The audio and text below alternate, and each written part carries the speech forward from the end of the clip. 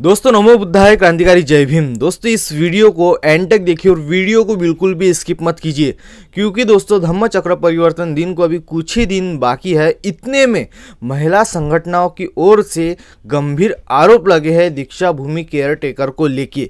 इसलिए दोस्तों इस वीडियो को एंड तक देखिए और वीडियो को बिल्कुल भी स्किप मत कीजिए।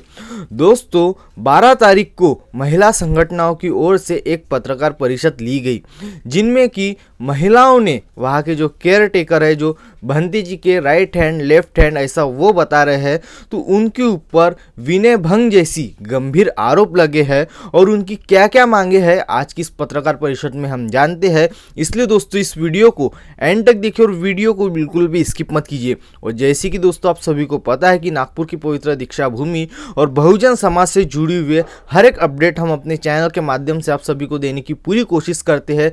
इसलिए दोस्तों इस चैनल को सब्सक्राइब कीजिए और जितना हो सके उतना शेयर जरूर कीजिए और चैनल को आर्थिक सहायता जरूर कीजिए। क्या है आज की अपडेट, चलिए हम देखते हैं। फक्त आमची मागणी बंतीजींना एवढीच होती की ह्या दोन लोकांना दीक्षा भूमीवर येण्यासाठी मज्जाव करा। तर बंतीजींनी आम्हाला सांगितलं की ते डावे उजवे हात आहे आमचे आणि मी प्रयत्न करतो पुढे काय होणार ते। तर चांगल्या व्यक्तीच्या जवळ जावं आणि हे जे आरोपी आहेत त्यांचं येणं बंद झालं पाहिजे कॉलेजमध्ये, त्यांचा कुठलाच शिक्षावर राहिला नाही पाहिजे।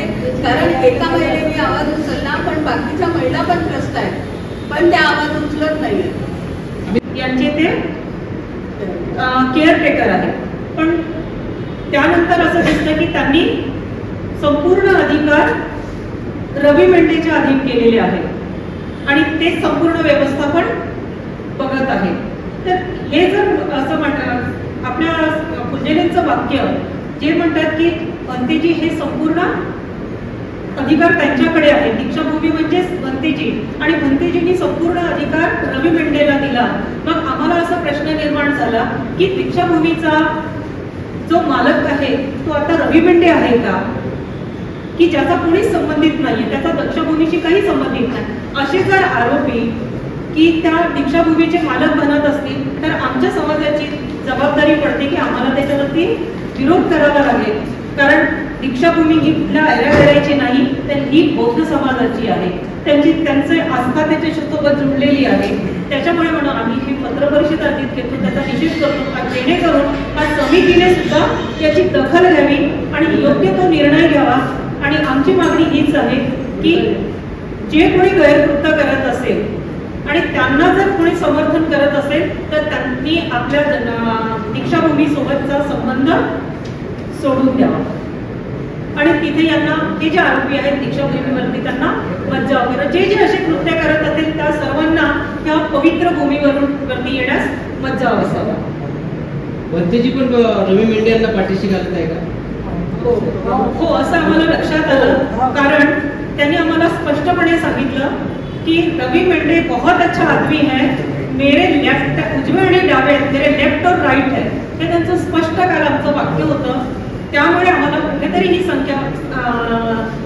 शंका येत आहे।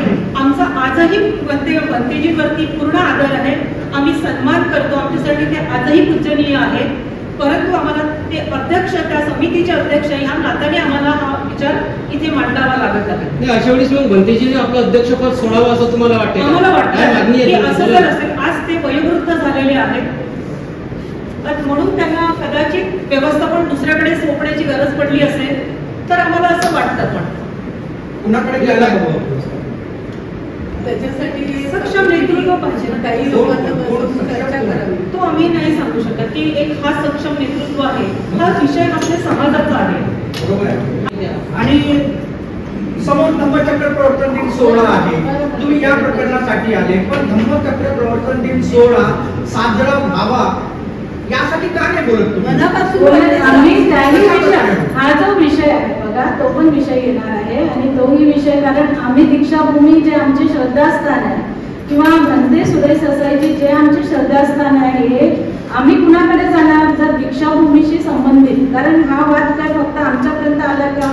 वर्तमानपत्रामध्ये आपण लोकांच्या माध्यमातूनच याच्या बातम्या चळकल्या आहेत आणि जर आम्ही मणिपूर ज्या महिला संघटना आहे की मणिपूरमध्ये दुसऱ्या स्टेटमध्ये घडते, तर आम्ही इथे निदर्शने करतो, इथे त्याचा नाही, मी सांगत आहे भूमिका नाही, महिला करायला तुम्ही काय? महिला संघटनाच्या संदर्भामध्ये काही ते तुम्ही करा, हा त्यांचा विरोध झालाच पाहिजे, त्यांना शिक्षा झालीच हा, पाहिजे. बिलकुल. परंतु अवघ्या काही दिवसावर धम्मचक्र प्रवर्तन दिन सोहळा आहे, व्यवस्था काय, प्रशासन काय करत आहे? प्रश्न हा आहे, नागपूरचे बौद्ध अनुयायी आणि आंबेडकरी अनुयायी आहेत. दीक्षाभूमी आणि आंबेडकर कॉलेज, आंबेडकर म्हटलं तर दीक्षाभूमी आणि दीक्षाभूमी म्हटलं तर आंबेडकर कॉलेज. प्रश्न हा आहे, कोणत्या महिलावर कधी कोणत्या वेळेला काय होत आहे हे करण्यापेक्षा हे जे प्रकरण आमच्या पुढे आलं आणि ते पुढे आल्याबरोबर अगदी ह्या 1.5 ते 2 महिन्यामध्ये म्हणून सर्व संघटना, महिला संघटना बाहेर आल्या आणि बाहेर आल्यामुळे हे प्रकरण बाहेर आलं आणि आम्ही थोडं आंबेडकर कॉलेज आणि दीक्षाभूमीला धरून बोलायला लागलो, जिथे शील घेतलं जातं, पवित्र भूमी आहे, जगभर आहे, या जम्बूद्वीप पर्यंत याचं नाव पोहोचलेलं आहे.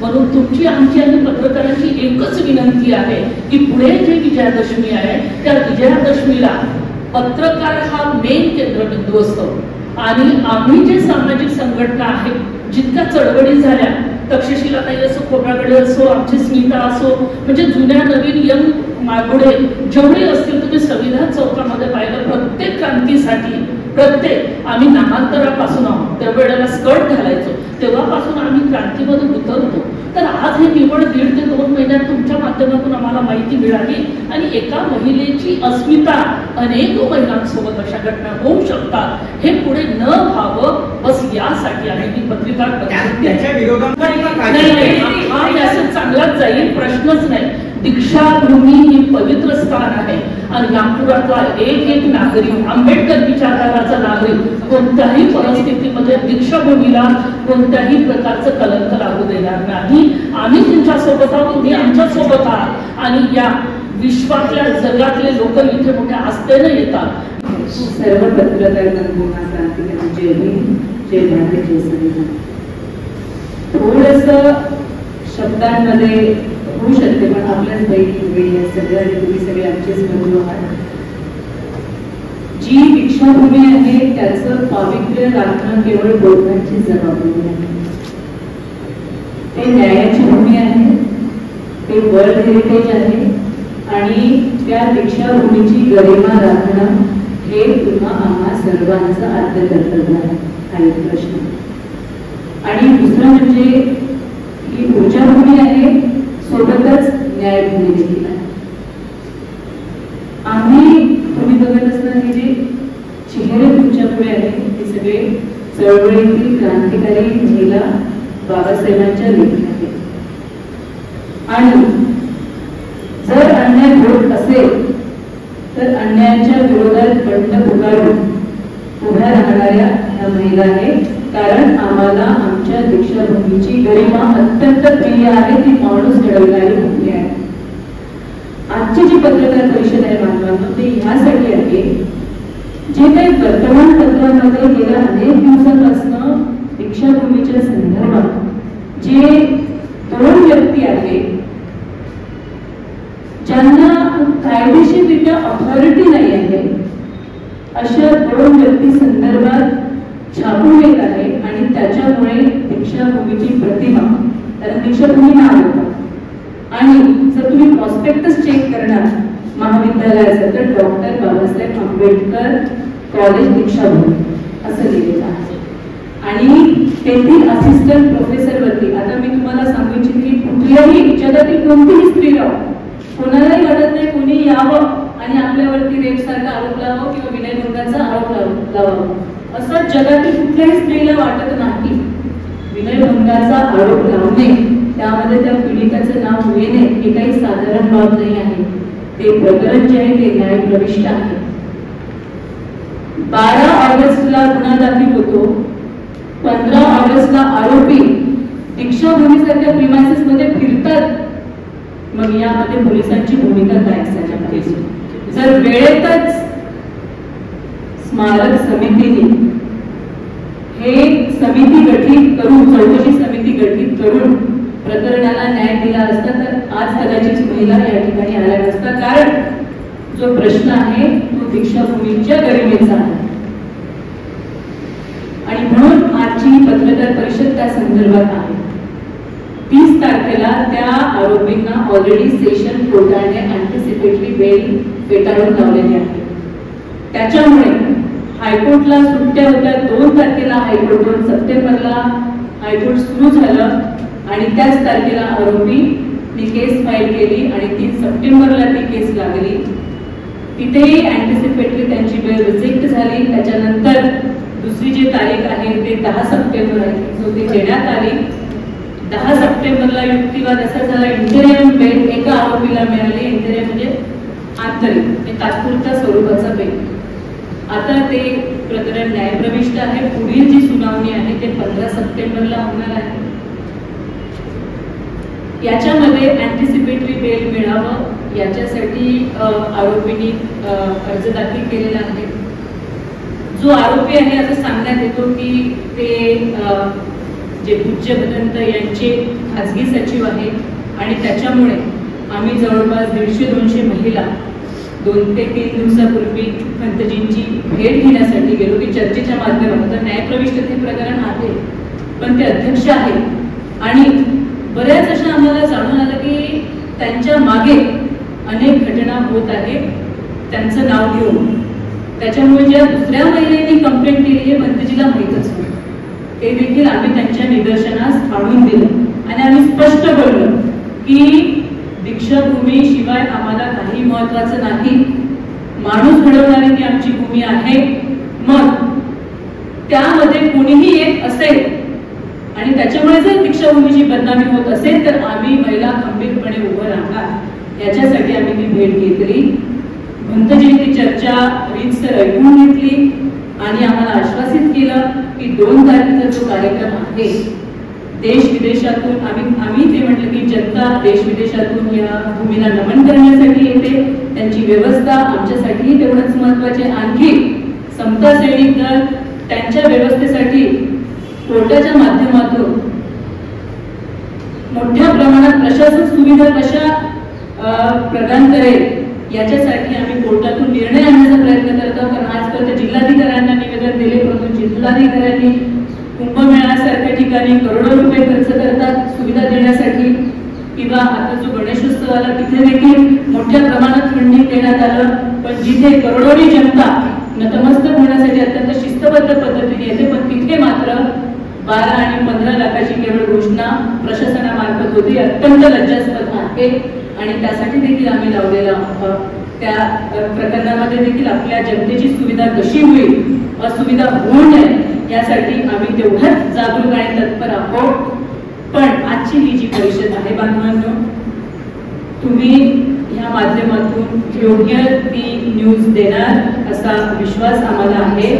जे 2 आरोपी आहेत ते दीक्षाभूमीच्या प्रांगणात दिसायला नको. तिथे जे ज्ञानार्जनाचं काम होतं तिथे महिला प्रोफेसरांना सुरक्षितता वाटायला हवी. एका प्रकरणामुळे असुरक्षितता वाटायला नको. भयभीत करणारं प्रकरण असायला नको. तेथील जे प्राचार्य आहे यांनी देखील जर वेळेस कॉग्निझन्स ह्या प्रकरणाचं घेतलं असतं तर आज हे प्रकरण इथपर्यंत आलं नसतं. आणि म्हणून आम्हा महिलांना पुन्हा पुढे यावं लागलं. जे 2 आरोपी आहेत त्याचा सोक्ष मोक्ष जर समितीला नसेल तर आम्ही आंबेडकरी महिला सक्षम आहोत आमच्या दीक्षाभूमीची गरिमा राखण्यासाठी. आणि हेच पत्रकार बंधूंना सांगायचं आहे. आमचा फक्त एवढाच प्रश्न आहे सर्वांना की हे जे 2 लोक आहेत जोसेफ आणि रवी मेंढे ह्या लोकांनी पुन्हा दुसरे एक प्राध्यापिका आहे त्यांनी सुद्धा त्यांच्याबद्दल तक्रार केलेली आहे पोलीस स्टेशनला बजाजनगरला. तर त्या तक्रारीवर सुद्धा प्राचार्यांनी पण काही केलेलं नाही आणि अध्यक्ष म्हणून भंतेजींनी पण काही त्याच्यावर कार्यवाही केलेली नाही. तर आमचा प्रश्न आहे की एक प्राध्यापिका झाली दुसऱ्या प्राध्यापिकाची जेव्हा आमची तक्रार येते आणि दिवसेंदिवस हे गुन्हेगारी वाढत आहे तर याच्यासाठी काहीतरी त्या समितीमध्ये व्हायला पाहिजे आणि समितीने याच्यावर विचार करायला पाहिजे. गुलजरे साहेबांनी सुद्धा याच्यावर विचार करायला पाहिजे कारण की ते सुद्धा सचिव आहेत तिथले. तर त्यांनी विचार करायला पाहिजे. या माध्यमातून आम्ही त्यांना सुद्धा भेटलो. तर ह्या सगळ्या गोष्टी सचिवांमार्फत आणि सगळ्या दीक्षाभूमीच्या समितीच्या मार्फत भंतेजींनी सुद्धा करायला पाहिजे. ही बातमी चांगल्या पद्धतीने तुमच्या प्रेसमधून आली पाहिजे एवढीच आम्ही अपेक्षा.